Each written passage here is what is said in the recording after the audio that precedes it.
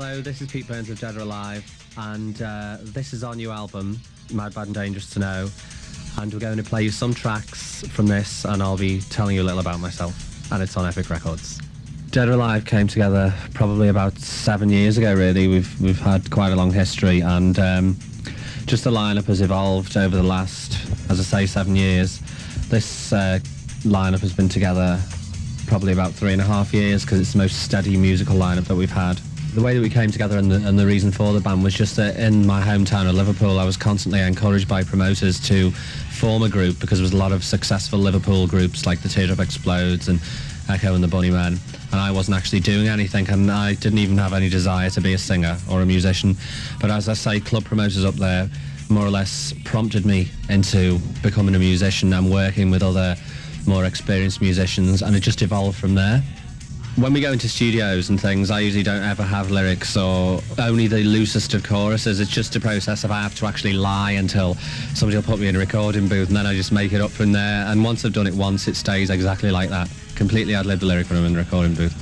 You see, I never ever know what I'm going to sing when I go in. I don't usually have that good a vocal line worked out, and often the way we worked on this album was I was so determined to go in and record it when we did, because I was getting so bored sitting around, that we actually didn't have much more than 3 half-formed ideas, so I had to tell a lot of people a lot of lies to get into the studio and then make up the songs in the vocal booth. What I would do is I would go in the vocal booth and actually sing the song melody-wise from start to end, and then the band would take like a set of my vocal line away, and then they would write the music behind my voice, and then while they were doing that I'd be doing another song, so it was all done in a very unusual manner, really.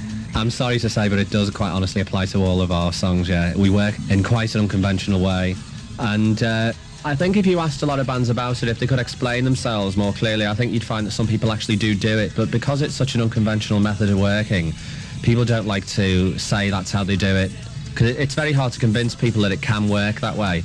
But the further into our career we advance, the more unconventional the way of composing and working becomes, really, because otherwise it would just get so boring. It's the same, after it's gone down on tape, I'll remember it from there. I have to learn it as though I was doing a cover version of somebody else's song, really.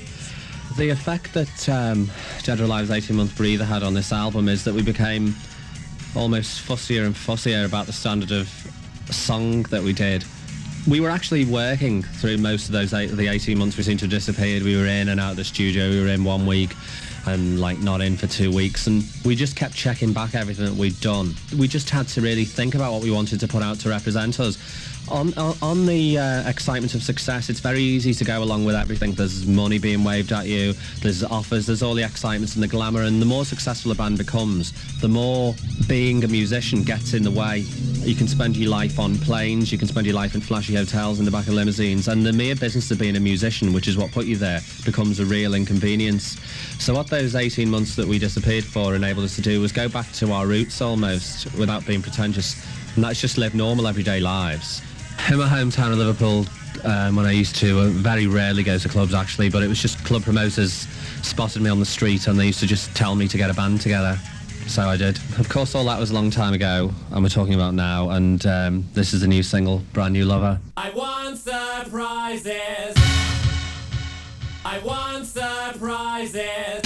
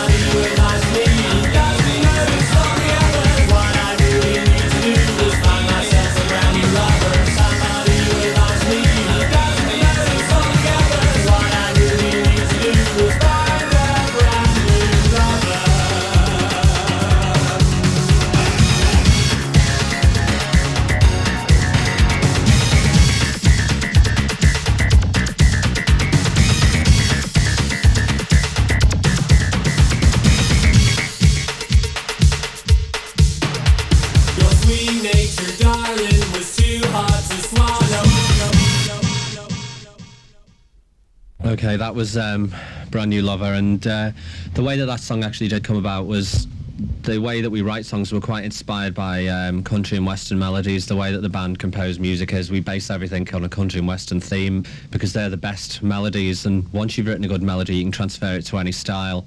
And that song, as with most of our other songs, there isn't really any deep message or anything about it. We're just trying to craft perfect dance pop, really. It's awfully dull to say, but there was no particular inspiration for this song. It's just that when the band get together, we tend to jam and think of catchphrases, and we work from a chorus outwards, and the rest is just like a big ad-lib, you know, freeform. We have no pre-idea what the title is going to be. We just try and think of the catchiest phrases that we can and the things that are the most simple and easy to remember.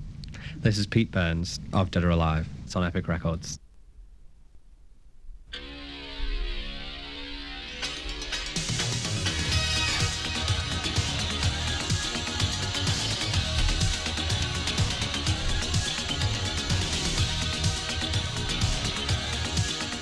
This is Pete Burns of Dead or Alive, and this is our new album, Mad, Bad and Dangerous to Know.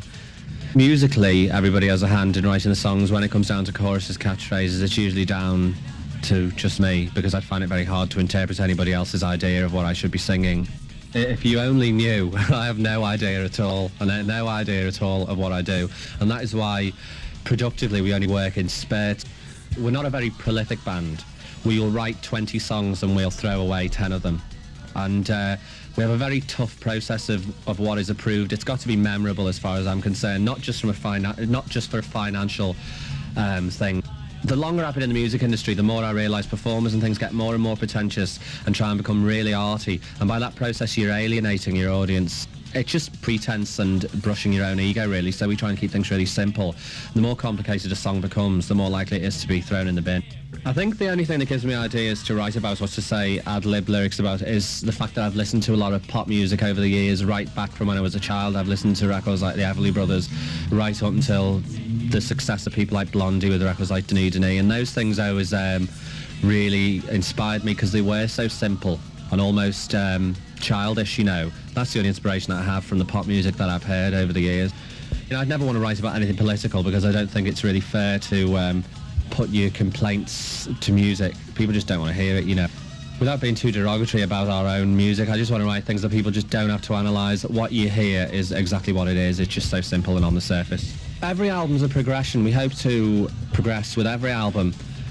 Looking in retrospect at our records, there's nothing that we've done that I ever feel ashamed of or bad about. I think everything stood perfectly as a marker of its time in the dance music field. I think our first album, Sophisticated Boom Boom, very sadly was very underrated, because when you look at the commercial potential of that album in comparison to British bands like New Order, who have a very good sound, I think we did it a lot better. But because of the field we were in and trying to establish ourselves as that kind of group, it was very hard to break that album. Second album, Youthquake, was just a progression for us as songwriters. And we were in a very strange period when we did Youthquake. We'd had a major upheaval with management. We changed managers, and I think the record company was starting to worry and probably lose faith as to our commercial potential. So Youthquake was an LP that really had to be successful. And the more people made us aware that our album had to be commercial and really successful, the more we just switched off and did what we wanted, and it came out very commercial. It was very successful. This album, the album Mad, Bad and Dangerous to Know, I feel that the songs are much better crafted as songs that could be adapted to any style. And sadly, the thing is about us doing the kind of hard dance music we do, the songwriting is very underrated. Nobody actually spots the songs, but you could play those songs on an acoustic guitar or a piano. But every album I hope to be a progression. I don't think this is the definitive Dead or Alive album. I don't think it's the best thing that we've done. I think that when we do the definitive album, we'll probably retire. The song Hooked on Love, as with all the songs, as I've said before, has got no particular theme. It was just a catchy phrase at the time. It's got no particular relevance or meaning. It's awfully dull to explain our songs like this, but it's just a pop song.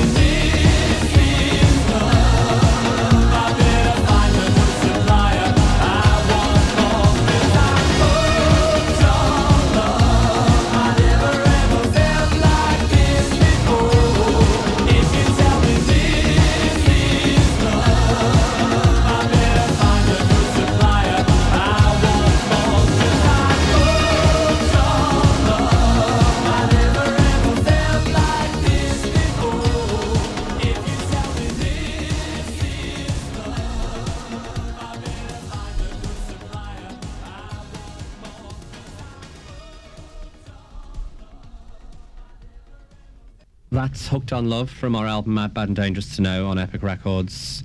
The band members are Steve Coy on percussion and drums, and we have a Tim Lever on keyboards and synthesizers, a Michael Percy on bass guitar and bass keyboards. We don't actually have a guitarist, and of course I'm Pete Burns and I sing.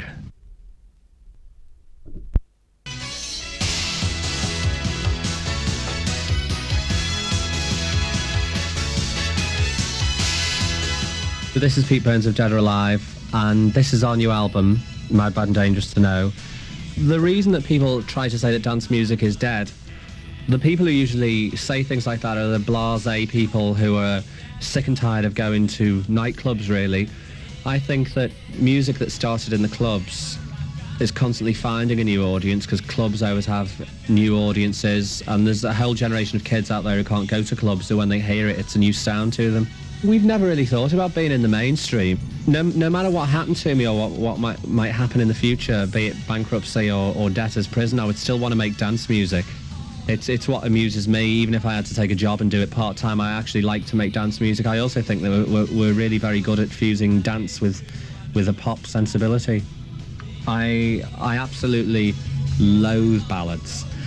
Not when other people perform them, but I'm just not that kind of person that can be falsely dramatic, and I think people who write ballads must be either amazingly uninhibited or good liars, because I don't think anybody really wants to put their feelings out in public in a ballad. And anyway, somebody like me hasn't got anything to ballad about. I'm quite a happy person, you know, so I find ballads depressing. When they come on the radio, I turn the radio off, but that's not to say they're a highly crafted form of pop music. They're just something that I would never wish to do. And occasionally we write a selection of songs, and just by accident there is a ballad in there just for our own amusement. And I think, oh God, no, everyone's going to want us to put a ballad out, so we scrap it or wipe the tape in the studio with a magnet. You know, we're so paranoid about anybody ever getting their hands on anything like that, because I think that we'd be almost over then, because a ballad is more universal to people than, say, a hard dance number, so it would sell more units, more people would want a ballad, which would mean that every single time we made a record, people would be looking for a follow-up to a ballad. And sometimes we do songs and maybe there's a ballad among them, and I hear it and I think, God, this is so commercial, this is going to sell millions. And I think, but everywhere I go in life, I'm going to have to face up to this, so we scrap it. I just loathe them. I really loathe them. I think if you put a radio on, it's maybe if you're doing the housework or you're just sitting in the house, you want things that make you feel up and energetic, and personally ballads just absolutely knock me to sleep. I look at a lot of other people's work and I think it's very good, but everything that I write has to be suitable for me. I would not have liked to have written Yesterday, because that wouldn't have been suitable. Yesterday, oh, my troubles seem so far away. I mean, God, you know, I'm still so young, who's thinking about yesterday? Our next record is I'll Save You All My Kisses, and really the inspiration for this song has come from records that I probably heard when I was a kid.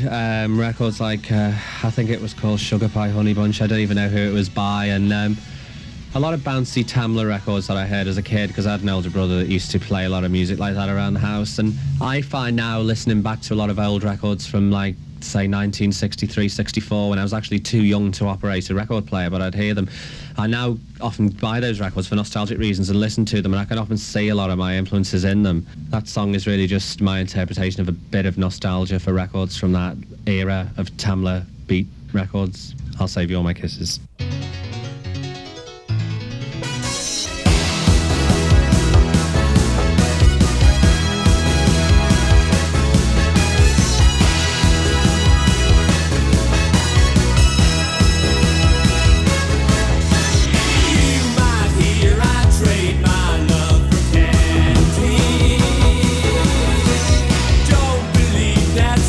It's a misunderstanding.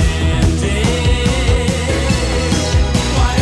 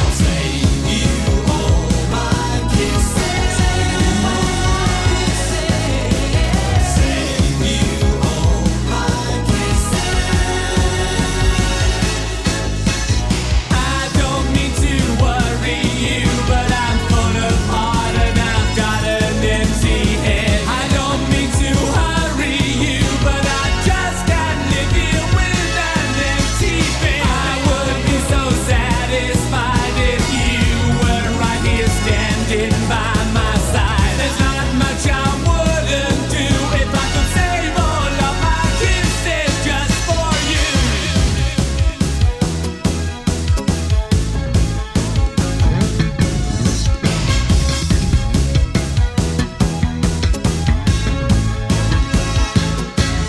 If people say I'm bad, then promise you'll ignore them.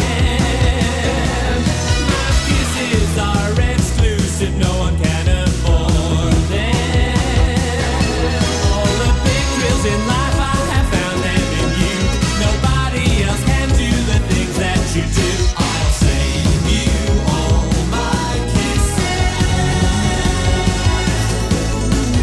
Save you all my kisses. I'll save you all my kisses. Save you all my kisses. I'll save you all my kisses. Save you all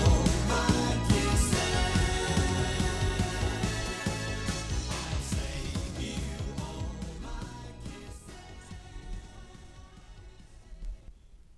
That's another track from our album Mad, Bad and Dangerous to Know on Epic, and this is Pete Burns of Dead or Alive.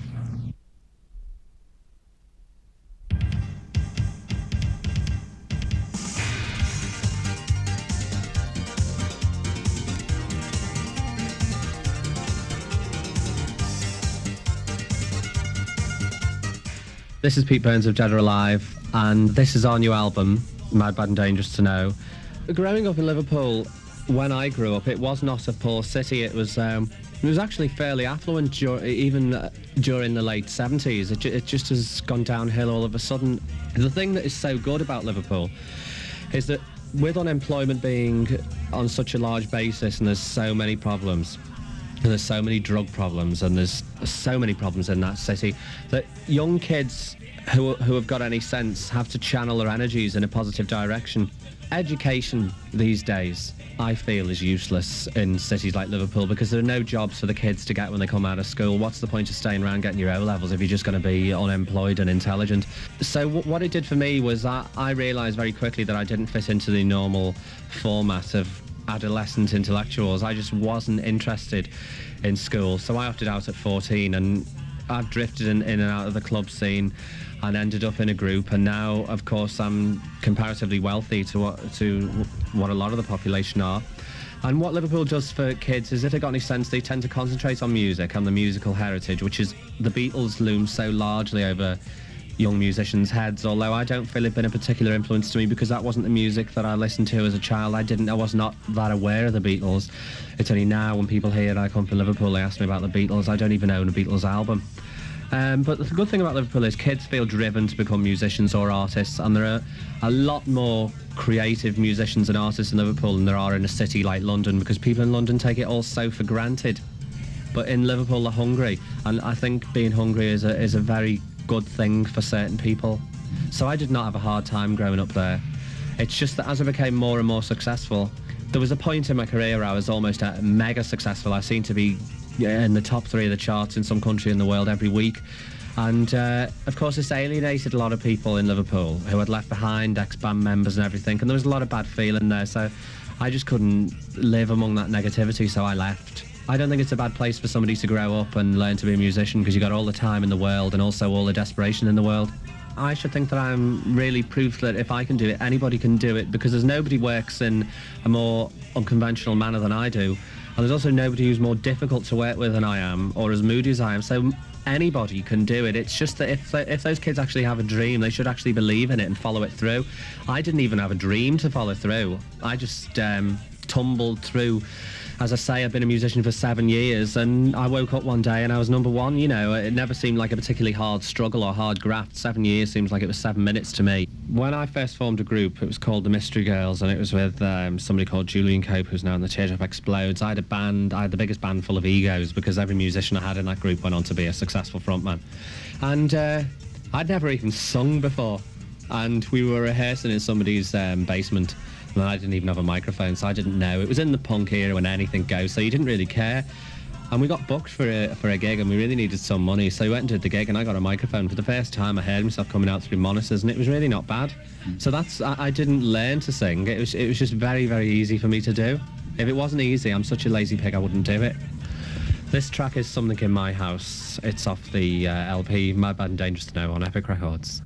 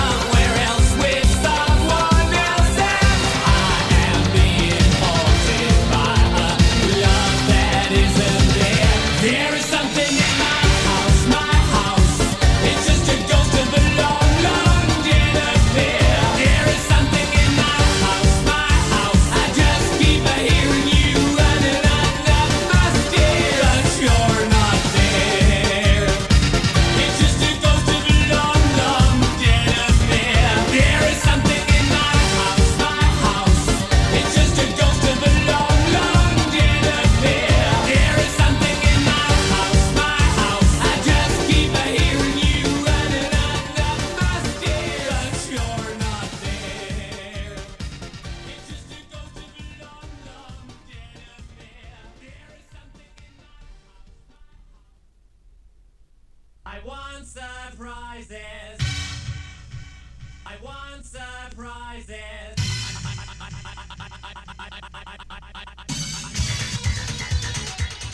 This is Pete Burns of Dead or Alive, and this is our new album, Mad, Bad and Dangerous to Know. It's almost like a brick wall without any cement to me, all the glamour around the showbiz thing. The reason that I hate it is so much emphasis is placed on it, and I think we're in the business of the record industry. I am a recording artist. I'm not an all-round media entertainer.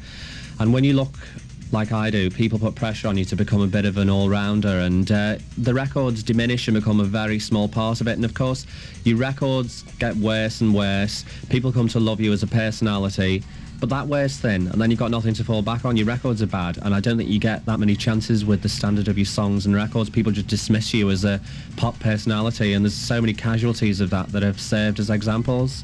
And I'm afraid that I would actually like to still be a musician when I'm 40. So a lot of musicians go under, they get carried away by the fame, and it's a very insecure business, the business of fame, whereas actual creativity and talent aren't that insecure. You can believe in yourself if you know you're good at what you do.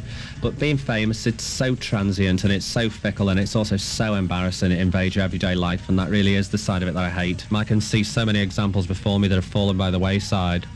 Fame's something that's very tempting to a lot of people in show business, because I think a lot of people are in it for their ego. Personally, if I had my way, nobody'd ever know who I was. If I could have it that way, I like to just stay in the studio and record and be as anonymous as possible. And having an 18-month break from it has enabled me to be relatively anonymous, and it's something that I really treasure.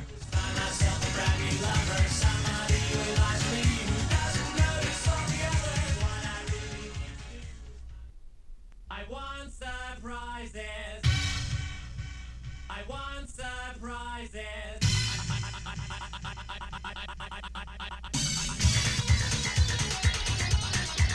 This is Pete Burns of Dead or Alive. The way that I think Dead or Alive will survive is that any measure of success we've had, we've never really thrown everything at the wall. We had success all over the world with Spin Me Round, and we could have gone and done endless promotion in every country in the world. We could have gone and done world tours. We could have sold merchandising rights from here to the moon, and we'd have thrown everything. That would have been all we ever had, and if that didn't work, I'd know we were finished. As it is, as an artist, a lot of the time I have to say no to things. We don't go out and do tours because there's always time for that later. I'll tour when I know people really want to see the group. I'm not going to go out to try and convert people through live musicianship. We did a tour in England on the success of Spin Me Round, and to be honest with you, I feel that we're too good a touring group because we didn't get any credit at all for the musicianship. People said, oh, it must have been on tape, which it wasn't, but then again, you can't force English papers to print a retraction. And during that tour, I just thought, I was very disillusioned. I thought, why bother? You know, why bother? It doesn't matter to the public that much if you tour. And the promotion vehicles were offered. There's so many things. I could have probably been on so many chat shows, but I don't really feel I have to explain so much and justify myself. All I am is a recording artist.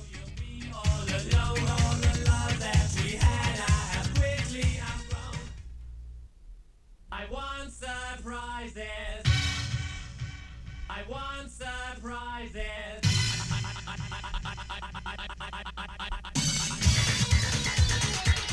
This is Pete Burns of Dead or Alive. About our visual side, people think we're such an amazingly visual band, but I think that's just because everybody else is so dowdy. I think that people are made to feel guilty about expressing themselves visually. It's supposed to be sinful, it's supposed to be an indulgence, and it's thought of as decadence.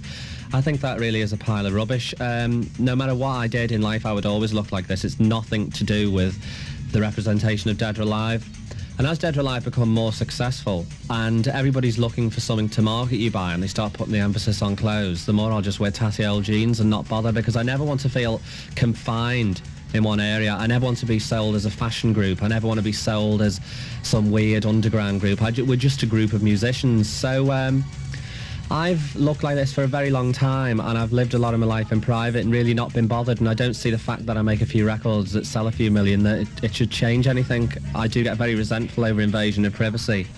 I think now that, to some degree, record companies concentrate on selling the personality as opposed to the record, which is a contradiction in terms that a record company, you must sell a record. And I was looking through some British music papers today and I saw advertisements for like groups that aren't very visual who've made such brilliant records, like somebody called Robbie Neville who's done a record called C'est La Vie, and because he's maybe not visual, his advert's the size of a postage stamp, but if he wore a ring through his nose and maybe had pierced nipples, he'd have full page coverage. And I just think that's very sad. I feel sorry for groups who are put in storage because they're not visual.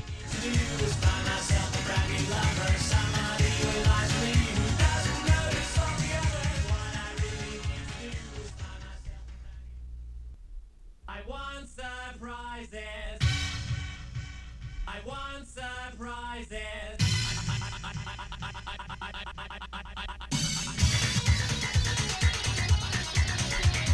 This is Pete Burns of Dead or Alive. My hair, it looks probably a little Rastafarian. Well, the inspiration probably is I lived for about 8 years in the mainly black area of Liverpool where there's a lot of Rastafarians, and it's pretty hard for things not to rub off, really. So it's just you absorb influences from wherever you are, and it just so happens that the only places somebody like me could live in a town like Liverpool were the black areas, I suppose. There's no outside environment that I directly live in has an effect on my music at all. Our main musical inspiration comes from...